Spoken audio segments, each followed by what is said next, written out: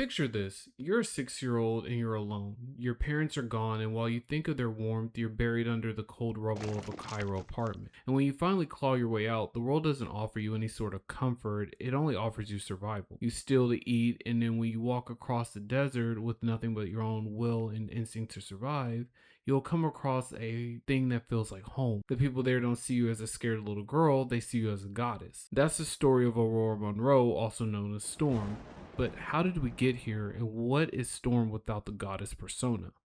Chris Claremont writes her into Uncanny X-Men issue 102 in December of 1976. He expands her backstory not only through her upbringing, but through her lineage as well.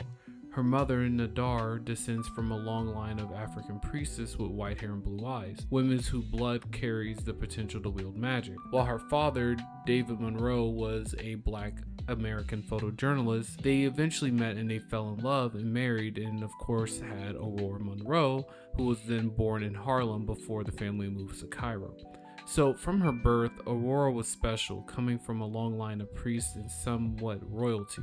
This is the first indication of her uniqueness. It wasn't her mutant abilities, but rather her lineage of queens and priestesses that came before her, who all shared the commonality of white hair and blue eyes, which would have been perceived by other people, especially those in Africa, as a sort of goddess. But going back to Storm's story, while in Cairo, a plane crashes into the apartment, killing both of her parents, and Storm survives by being buried under the wreckage, an event that would leave her with a violent fear of being enclosed into small spaces for the rest of her life. Orphaned and homeless, she became a thief to survive, trained by a man named Ahmed El-Jabbar, becoming one of his urchins, where she would have a run-in with a younger Charles Xavier when she decided to steal his wallet. Eventually, Storm would leave that thieves guild with the need to travel, so she walks out into the Serengeti as a teenager. That's when her mutant power over the weather awakens, and tribes throughout the South continent begin to talk about the goddess Aurora. And when these tribes saw her control the rain and the wind and the lightning, they didn't see a mutant, they saw a deity. She literally became an object of worship before Charles Xavier ever finds her, which means that by the time she agrees to join the X-Men, she has spent a number of years being treated as something other than human, a goddess of unique divinity. And this goddess framing was always there from the start.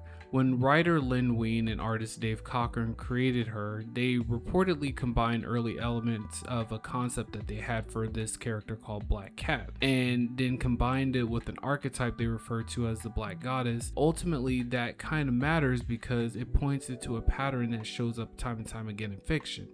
When a white writer in particular needs a black character to feel powerful, they often reach into mysticisms instead of authority. Storm, in the beginning of her publication, is written as sacred. A sacred kind of power is a strange kind of power because it elevates a person while simultaneously placing them outside the category of ordinary human experience. A goddess doesn't get to be messy or uncertain or afraid in front of the people who worship her. She's revered, and being revered turns out to be a much lonelier position than it sounds.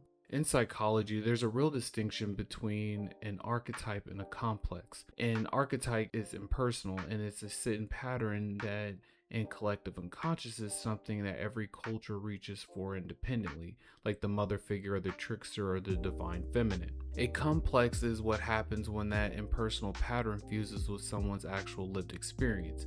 It stops being a shared symbol and becomes a personal wound, or in some cases a personal cage.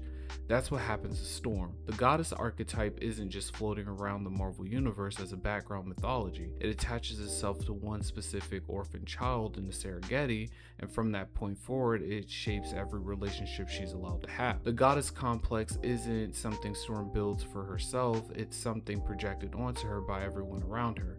Psychologists talk about this kind of projection constantly, the tendency to load an idealized superhuman image onto a real person because it's easier to worship someone than to actually know them. Worship doesn't require you to know how someone is feeling, it doesn't require patience or vulnerability or the awkward work of real intimacy. It just requires distance and awe. So when the villages of Kenya looked at a teenage Aurora and see a deity instead of a girl who just walked across the desert alone, they aren't trying to be cruel control. They're doing something humans do instinctively. They're trying to trade the difficulty of labor of knowing her for a much simpler comfort of adoring her. This exact pattern, taking a black woman and recasting her as a mystical rather than human, shows up across decades of American film and television, not just comics. Media critics have a name for a broader phenomenon, the tendency to write black characters, and black women in particular, as sources of otherworldly wisdom or power who exist to serve or awe everyone around them rather than to be understood by their own terms. It runs alongside a related trope, the strong black woman, the idea that a black woman is expected to be endlessly capable, endlessly composed, and never allowed to be fragile in front of everyone.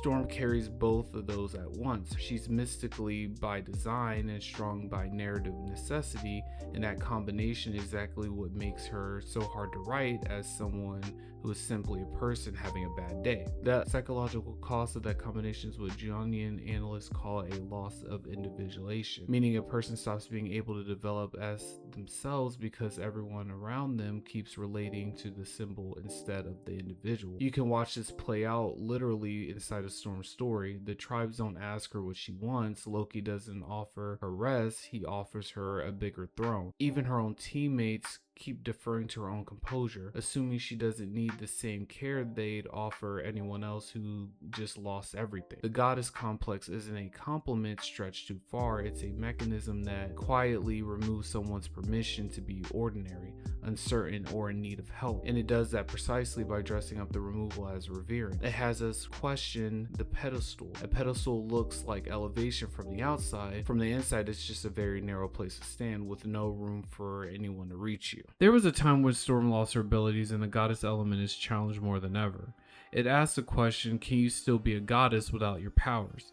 In Uncanny X-Men issue 185 in 1984, Forge builds a neutralizer for government agent Henry Gyrick, and Storm gets caught in the blast. Her powers vanish completely, and in a follow-up issue called Life Death, she begins to process that loss, a devastating depowering of a virtual god. She falls for Forge during her recovery, then discovers he's the one who built the neutralizer that took her powers away. That betrayal cost her relationship before it could even begin. This arc in Storm's life shows that even without her power, she doesn't stop being treated as a legend. In issue 201, she fights Cyclops for leadership of the team and wins, completely powerless, purely through will and skill. People still chose to follow her. People still chose to defer to her when the team had questions. This tells you something important about what divinity means without power. It's not about the weather, it's about how people looked at her and how they viewed her. Within this arc of her powerless state, Loki abducts her and offers her something devastating, not necessarily comfortable. He offers her her actual godhood, an enchanted hammer called Stormcaster,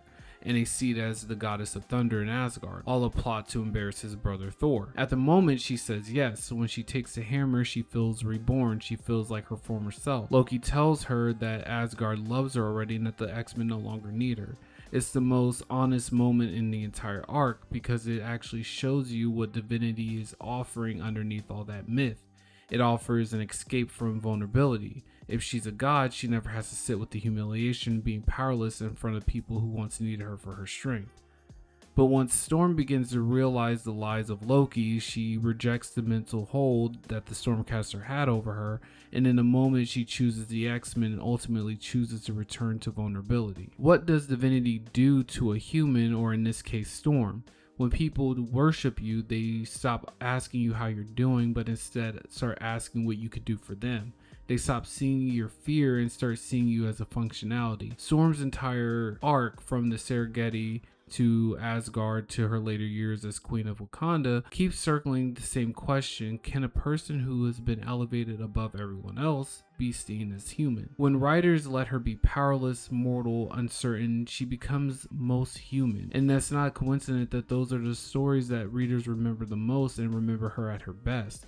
Divinity doesn't make a person more powerful in the way that matters emotionally, it makes them less reachable, although favorable and beloved. It replaces relationships with reverence, and reverence, no matter how good it feels at the moment, can't love you back. In this, Storm spent her whole life being asked to choose between being adored and being known. The version of her that readers actually connect with is never the goddess holding the hammer or the goddess controlling the weather. It's the woman who chooses her friends over her throne, the central mother of the X-Men. And that's the story of Storm's goddessism, if that's a word. Thank you for watching. If you enjoyed this video, please do all the YouTube things, like, share, and subscribe. I want to take a moment to thank my members as they were able to make this video happen. And you too can be a member for 99 cents a month. And thank you again. I'm Anderson, and I'm out. Bye.